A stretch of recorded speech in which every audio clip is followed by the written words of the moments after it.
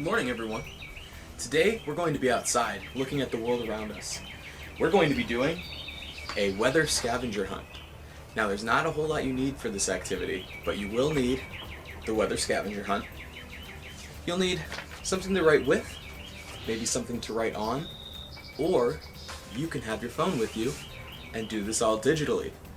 I'll also have my phone with me just in case we see something cool I would like to take a picture, but I'm going to put this away for now. Also, you'll need something to prepare for the weather. So today, I have my hat, I have my sunglasses, and a little bit of sunscreen. I already put that on. I'm not going to make you watch that.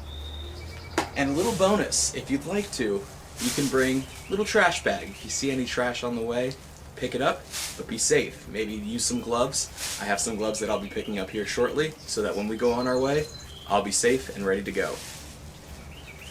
Also might be a good idea to bring some water or maybe a snack, but don't forget, whatever you take with you, make sure you bring back. Maybe you can even put the wrapper for your snack into your little trash bag here. So, once you have your materials, we're gonna go find a place to do this scavenger hunt. Come on.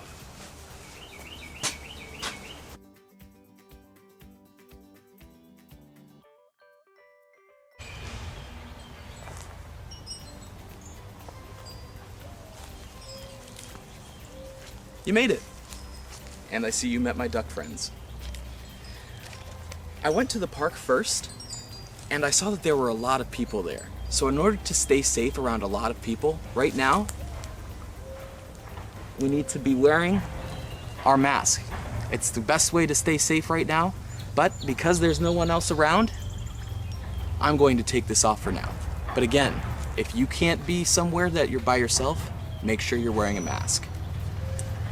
So the first thing we're going to do before we get started here is we're going to take a look at the directions. Safety first, rule number one. If you are somewhere where there are cars, make sure you're looking both ways before you cross the street. If you are somewhere where there are people, that mask, maybe some gloves. If you're picking up trash, you should have gloves anyway. And have fun. But it's sunny outside. To have fun, I want to make sure that I'm putting my sunscreen on, my hat, my sunglasses. Make sure that you're comfortable. Okay. Leave no trace. That means whatever you take out with you, make sure you bring it home with you. If you're taking a snack, if you're taking some water, make sure that you bring that trash back with you. Now let's go to our first question here. Where will you be completing your scavenger hunt? I want you to be as detailed and specific as possible. So I could say, a pond. I'm at a pond. But which pond? Am I behind my backyard? Am I at the park? Am I in North Carolina? Am I in Raleigh? There are a lot of ways to be specific, so you be as specific as you can. And with that, you should be specific on all of these. If you do this scavenger hunt more than once, you can look to see, compare, contrast, even if it's at a different location or the same location. So, what we're going to do now, we're going to take about 20 or 30 minutes to complete this scavenger hunt. So, let's get started.